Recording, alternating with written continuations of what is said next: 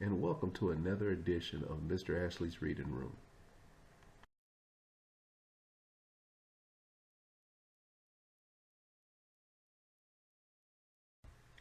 Today's story is Malala's Magic Pencil and is written by Malala Yousafzai and is illustrated by Kara Skowick.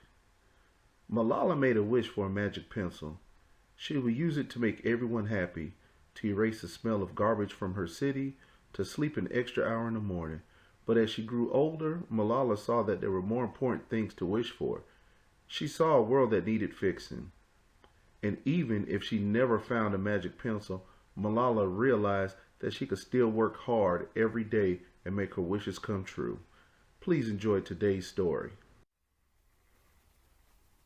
Malala's Magic Pencil, written by Malala Yousafzai and illustrated by Kara Skowick.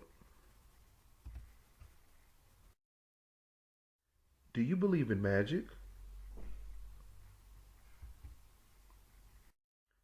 When I was younger, I used to watch a TV show about a boy who had a magic pencil. If he was hungry, he drew a bowl of curry, and it appeared. If he and his friends were in danger, he drew a police officer. The boy was a little hero, always protecting people who needed help. How I wanted a magic pencil too. If I had a magic pencil, I would use it to put a lock on my door so my brothers couldn't bother me, stop time so I can sleep an extra hour every morning, erase the smell of the trash dump near our house.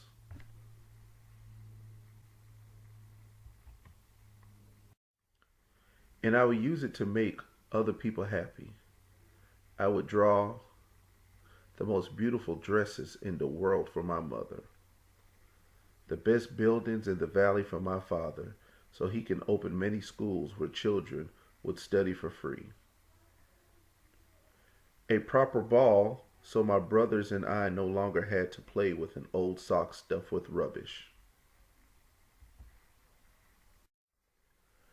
Every night before I went to bed, I wished for a magic pencil of my own. And every morning I would wake up and check my cupboard, but the magic pencil was never there.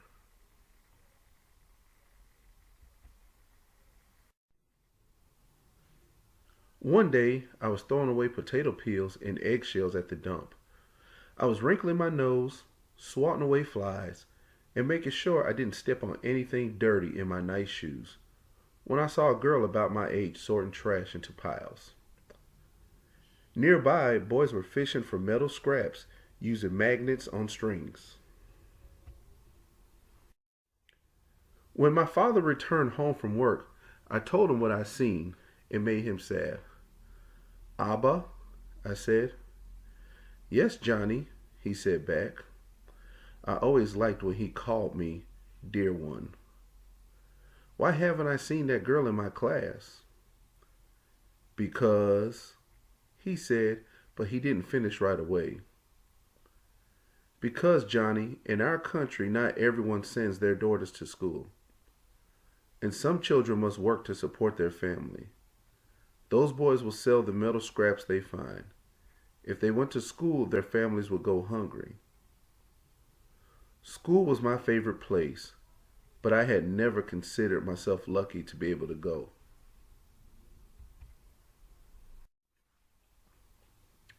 My father had always said Malala would live free as a bird. Now I wonder how free I'd truly be. That night I thought about families who didn't have enough food, and the girl who couldn't go to school, and even about how, when I was older, I would be expected to cook and clean for my brothers because where I'm from, many girls weren't allowed to become what they dreamed of. I knew then if I had the magic pencil, I would use it to draw a better world, a peaceful world. First, I would erase war, poverty, and hunger. Then I would draw girls and boys together as equals.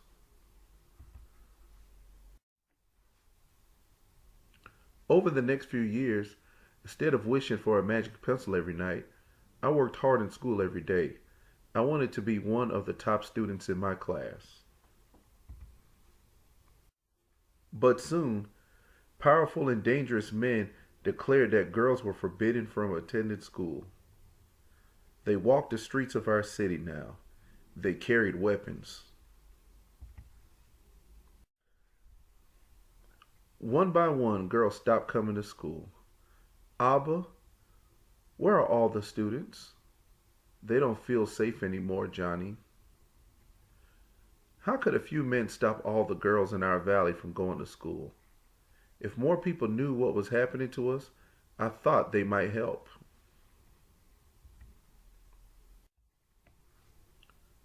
Wishing wasn't enough.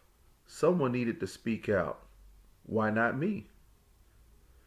I wrote about what it felt like to be scared to walk to school and how some of my friends had moved away because of the threat they faced in our city. I wrote about how much I loved school and how proud I was of my uniform. Once I started writing, I didn't stop. I wrote speeches and traveled around my country, sharing my story. I even talked to a reporter from a famous international newspaper. People actually wanted to learn about my life. I spoke for all the girls in my valley who couldn't speak for themselves. My voice became so powerful that the dangerous men tried to silence me, but they failed.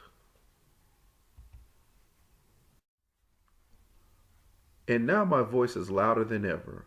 Louder because people have joined me, and together we make a chorus, standing up for what we believe in. We raise our voices for those in need. Help people in danger, even if they are an ocean away. Think of the world as a family.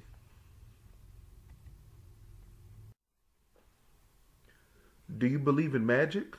I do. I wrote alone in my room, for people all over the world reading my story. Millions now know it and help me spread my message of hope. I had at last found the magic I was looking for, in my words and in my work.